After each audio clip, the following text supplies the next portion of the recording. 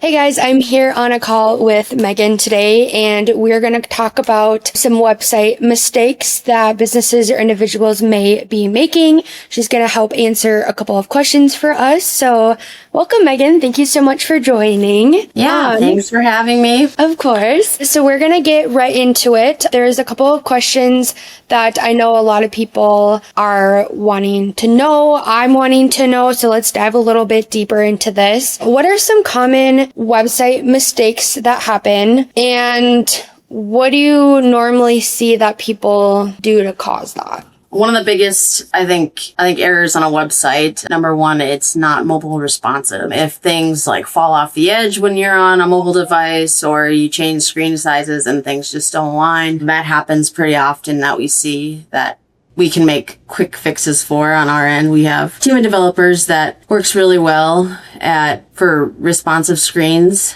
and building those out to work on all size devices, not just, phone or computer, but iPads and other devices like that. And so we kind of monitor that as we go, as we build. So we've got a talented team on our side to help us with that. Another big thing that I see that is kind of like a common mistake is just not having SEO fundamentals on a website. So that's like basic on-page SEO, submitting your sitemap to Google Search Console. These are some things that we see quite often on sites, and they're just losing, organic traffic that is, free traffic to your site, people searching on Google from just, just basic fundamentals of SEO that we always ensure that we do on every site with our SEO checklist. Perfect. Yeah, no, that was a great response to that. And I think that's a lot of what people miss is that SEO. It's a very small thing that can make a big impact for most businesses or individuals. So knowing that we have a full team here at Spotlight that can help with that is super, super great.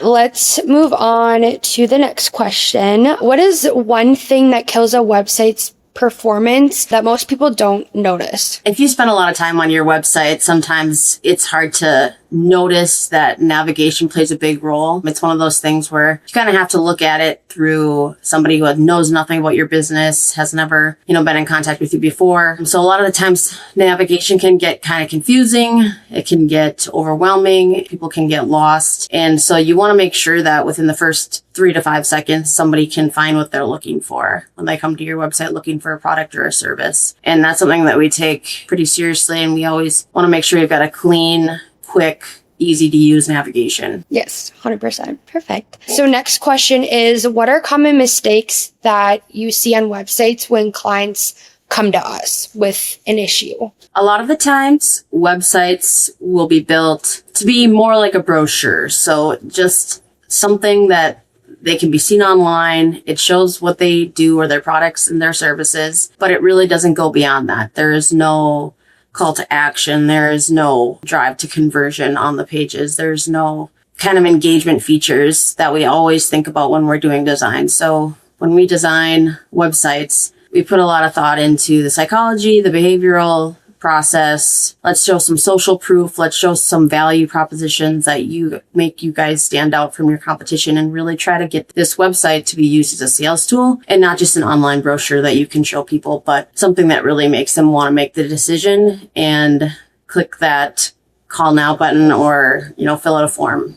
Yeah, it's a lot more deeper than we think. It's not just, to your point, like a brochure. Like, obviously we want people to come to the website. We want them to see what a business or individual has to offer. But in order to do that, there's a lot more of a deeper sense into it that Spotlight's actually able to help out and get them there, which is nice. Perfect. So we're going to wrap up here a little bit, but I just have a couple of questions left for you, Megan. Is there anything that the audience could take away with implementing SEO to their websites, or any small little tidbits that they could take away that they could put into process now? Yeah, I think something that you could do right away is do a 3-second audit on your site. Try to look at it from a customer's point of view or somebody who's never interacted with you or your business? Can they find what they're looking for within 3 seconds? Did they understand what you do within 3 seconds? Is the content engaging to keep them on the site for at least 3 seconds? That's kind of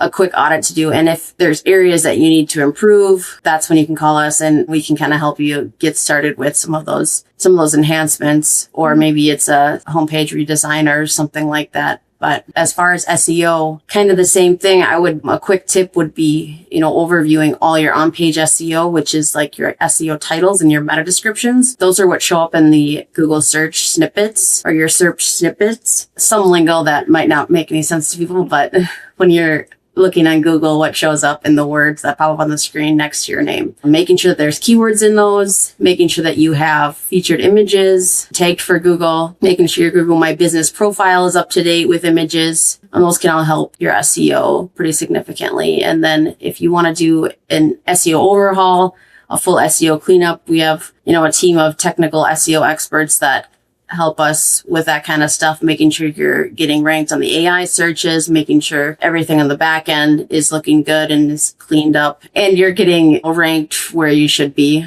for all of the content that you have on your pages. Like we've talked about earlier in this call, it's very little things that you can implement to really make a big difference within your website. Do you have like a little fun website that you're super proud of that really took a customer from like very basic to now it's really performing really well? Yeah, I can kind of talk about one we did about a year ago.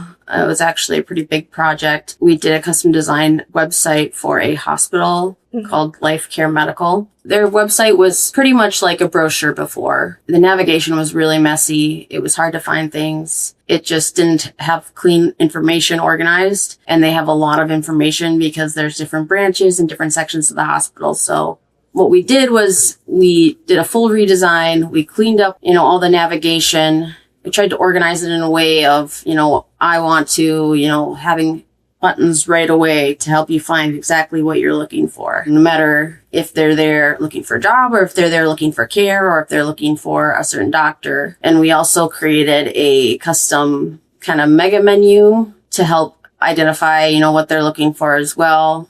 We have locations, provider, a search for providers. Then we have all of our services in one group with searches available, health and wellness. And of course, it is mobile responsive. And so we've got our mobile menu as well, easy to use, slide in and out, and links to their My Chart, which is where they can schedule appointments. So everything on this site is really streamlined for effective use, depending on their audience. And just an engaging design as well. We wanted to make it inviting copy, experience driven, testimonial driven, showcasing some services. And then we've got a video and all this content kind of works together with Google as well. Google kind of takes into account what kind of content you have on your site. It's too much text. Might not like that. We had enough photos. We had a video, a nice video section, and then some more highlights of their blog, extra content. Okay, so this is what the website was prior to our redesign. So it does have a search. It does have all those, buttons for what you can do on the site. But the navigation was a little confusing. Services wasn't quite as organized as it is now. Just a lot going on.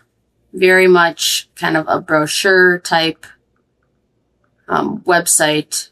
Built mostly, I guess, for not every aspect of the business, but mostly for people to have to search and type into the bar what they're looking for. Our new redesign has everything kind of templated out pages and everything's kind of in its own place. We've even got, class registration on here, where people can sign up for classes, different fitness classes, different education courses through health and wellness sector of the business. So there's a little bit of technical back end with taking payments for classes and stuff like that we're able to accomplish with e-commerce tools.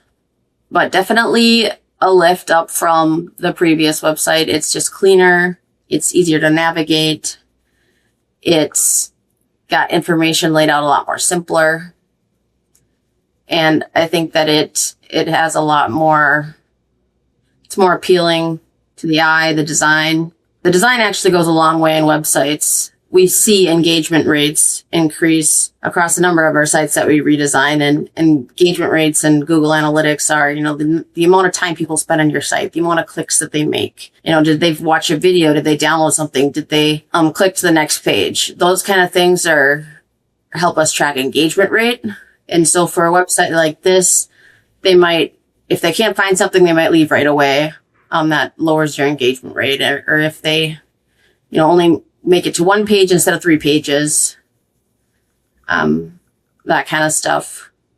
Yeah, it seems to go far beyond just a really good looking website. I mean, obviously that's very crucial for a business or individual who is needing one, but you also want to pertain to the consumer. Like, is it easy for them to navigate? Does it look nice? Like, does it have the tools and the information that they may need? Because we do spend hours and hours on our laptops and phones each day, that we want to go to these things and have it be as easy as possible and appealing to the eye for us to really get what we're looking for. It's nice that Spotlight is able to contribute and help with all of that, and not just a few website upgrades from basics. Like, we really dive in and find the problem and let our clients know that, like, hey, this is where you got the most clicks. This is the data from it. It really goes deeper than kind of just what you see online, which is very nice. So perfect. Well, thank you so much for joining me and kind of giving us a little rundown of website mistakes, little tidbits, and of course for sharing before and afters of websites. I think it's always nice to kind of see where people kind of start off and what Spotlight can do for them. I love a before and after, so this is really fun to kind of see the work that you've put in and Spotlight's put in. So thank you so much for joining us, Megan. Yeah, thank you.